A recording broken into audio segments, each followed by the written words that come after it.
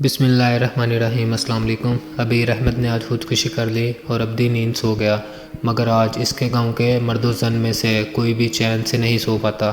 ہر کسی کی زبان پر ایک ہی سوال ہے کہ اتنا متقی اور پرہیزگار شخص کیسے حرام کی موت چن سکتا ہے۔ اس کی کینسر کی مریض بیٹی نے اس کے صوم والے دن خواتین کی محفل میں ایک سوال کا جواب دیا تھا۔ اس نے اپنی بیٹی کا نام عطیہ عبیر رکھا تھا۔ وہ کینسر کی مریضہ تھی۔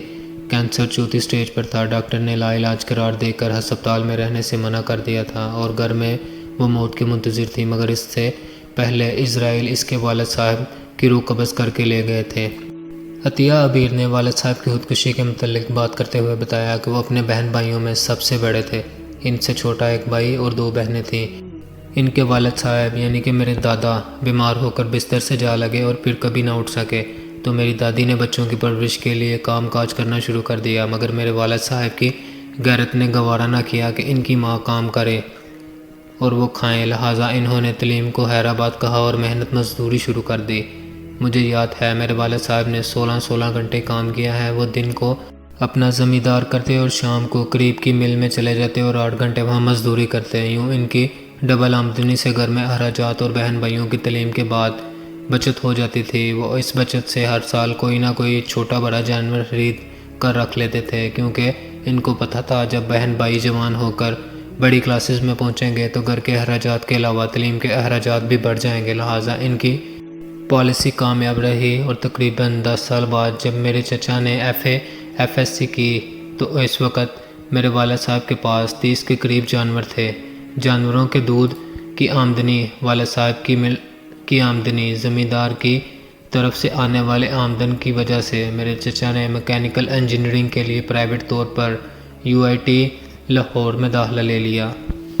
دوسری طرف میرے والد صاحب بھی شادی کر چکے تھے اور ہم لوگ بھی پیدا ہو چکے تھے، لہٰذا اب گھر کے اخراجات کو بھی دیکھنا تھا۔ خیر میرے والد صاحب کے سوا اس بات کی کسی کو فکر نہ تھی۔ میرے چچا انجینئرنگ کے بعد فارغ ہوئے تو انہوں نے ہیوی انڈسٹریل ٹیکسلا میں ملازمت اختیار کر لی، مگر انہوں نے میرے والد صاحب کو کسی قسم کی سپورٹ نہ کی، بلکہ اپنا پیسہ جمع کرنے لگے تاکہ کاروبار کر سکے۔ میرے والد صاحب نے کوئی شکوہ نہ کیا، بلکہ وہ خوش تھے کہ ایک دن ان کا بھائی کامیاب ہو کر ان کی طاقت بنے گا۔ دوسری طرف میری دونوں پھوپھوں کے ڈاکٹر بننے تک ہمارے تقریباً سارے جانور بک چکے تھے، بس اب گھر اور زمین باقی تھی۔ میری ایک پھوپھو نے تعلیم مکمل ہوتے ہی شادی کر لی اور شوہر کے ساتھ کینیڈا منتقل ہو گئی۔ انہوں نے ہم سے قطع تعلق کر دیا، مڑ کر ہماری خبر تک نہ لی۔ اپنے والد صاحب یعنی ہمارے دادا کی وفات پر نہ آئی۔ دادا کی وفات کے بعد دوسری پھوپھو نے بھی لندن جا کر تعلیم حاصل کرنے کی ضد لگا لی، تو میرے والد صاحب نے زمین سے اپنا اور چھوٹی پھوپھو کا حصہ بیچ کر انہیں بھی لندن بھیج دیا اور خود خالی ہاتھ رہ گئے۔ اب صرف مل والی ملازمت باقی اور دوسرے بھائی بہن کی زمین تھی جس پر کاشتکاری کر کے انہوں نے ہمیں کھانا پلانا شروع کر دیا، مگر ہم دونوں بہنوں کی تعلیم چھڑوا دی۔ میں نے پڑھنے کی ضد کی تو میرے والد صاحب رونے لگے اور ساتھ ہاتھ جوڑ کر کہا، یہ حق مجھے معاف کر دو۔ لہٰذا ہم دونوں بہنوں نے والد صاحب کے پاؤں چوم کر سینے سے لگا لیے اور مڑ کر بھی کبھی پڑھائی کا نہ سوچا۔ میرے والد صاحب نے میٹرک تک میرے بھائی کو پڑھایا۔ جب میرا بھائی میٹرک میں تھا تو باقی 3 بہن بھائیوں نے زمین اور گھر سے حصہ مانگ لیا۔ میرے والد صاحب کے پاس اتنے پیسے تو تھے نہیں کہ پیسے دے کر گھر رکھ لیتے۔ اپنی اور چھوٹی پھوپھو کی زمین وہ پہلے سے ہی بیچ چکے تھے، لہٰذا باقی زمین دونوں بہن بھائیوں کو دے دی اور گھر ان تینوں بہن بھائیوں کو دے کر ہمیں ساتھ لیا اور کسی دوسرے کے خالی گھر میں منتقل ہو گئے۔ میرے چچا نے اپنی دونوں بہنوں کے ساتھ مل کر ایک ٹیکسٹائل مل لگا لی اور اپنا کاروبار شروع کر دیا۔ آج وہ شہر کے جانی مانی شخصیت ہیں۔ خیر وقت گزرتا ہے اور میں دماغ کے کینسر کی مریضہ بن جاتی ہوں۔ دوسری طرف ایک حادثے کی وجہ سے میرے والد صاحب کا ہاتھ گھٹ جاتا ہے اور مل والے انہیں فارغ کر دیتے ہیں۔ جب گھر میں فاقوں کی نوبت آتی ہے تو کچھ دن پہلے میرے والد صاحب اپنے بھائی کی مل میں کام لینے کے لیے حاضر ہوتے ہیں، جہاں ان کے چھوٹے بھائی اور بھابھی دفتر میں بیٹھے ہوتے ہیں۔ میرے والد صاحب اپنے بھائی کے سامنے اپنا مدعا بیان کرتے ہیں، جس پر میرے چچا کہتے ہیں، میں مل کے بیرونی معاملات دیکھتا ہوں، اندرونی معاملات تمہاری بھابھی دیکھتی ہے، ان سے مل لو۔ میری چچی میرے والد صاحب کو دیکھتے ہی کہتی ہے، تمہارا تو ایک ہاتھ ہی نہیں ہے، تم کیا کام کر سکتے ہو؟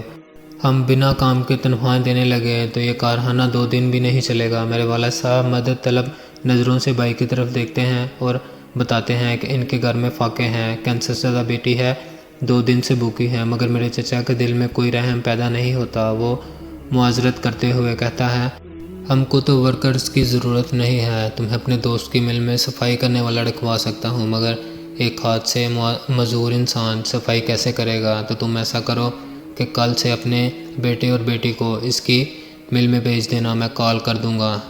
اپنے چھوٹے بھائی جس کی خاطر انہوں نے اپنا سب کچھ بلکہ اپنی اولاد کا بھی سب کچھ قربان کر دیا تھا، اس قدر سرد رویے نے انہیں اندر سے توڑ دیا۔ واپس آ کر ساری رات وہ ہم سے دکھ بانٹتے رہے اور پھر صبح اٹھے اور پتہ چلا والد صاحب نے خودکشی کر کے ابدی زندگی سو چکے ہیں۔ میں یہاں بیٹھی ہوں، سب بہنوں سے التجا کرتی ہوں، خدارا بڑے بھائی کا احساس یاد رکھیں۔ بھائیوں سے کہتی ہوں، خدارا اپنی اولاد کا حق بھی اپنے بہن بھائیوں پر قربان نہ کر دے، ورنہ بعد میں فقط پچھتاوے کے سوا کچھ نہیں ہوگا۔ آپ کے گھر میں آپ کی لاش پڑی ہوگی اور آپ کی کینسر زدہ بیٹی رسی کی مدد سے سر کو باندھے ہوئے لوگوں کے گھروں میں جا کر پیسے مانگ رہی ہوگی تاکہ آپ کے لیے کفن دفن خرید سکے۔ اس کے ساتھ ہی عطیہ بیر منہ کے بل زمین پر گری اور مر گئی۔ اب کی بار عطیہ کے بھائی بہن عطیہ کے کفن دفن کے لیے پیسے مانگ رہے تھے۔ اللہ پاک ہم سب کو راہ حق پر چلنے کی توفیق عطا فرمائے اور بھائی بہنوں کو آپس میں پیار محبت سے رہنے کی توفیق عطا فرمائے، آمین۔ اگر ویڈیو اچھی لگی ہو تو چینل کو سبسکرائب کیجیے گا اور ویڈیو کو لائک کیجیے گا۔ اللہ حافظ، السلام علیکم۔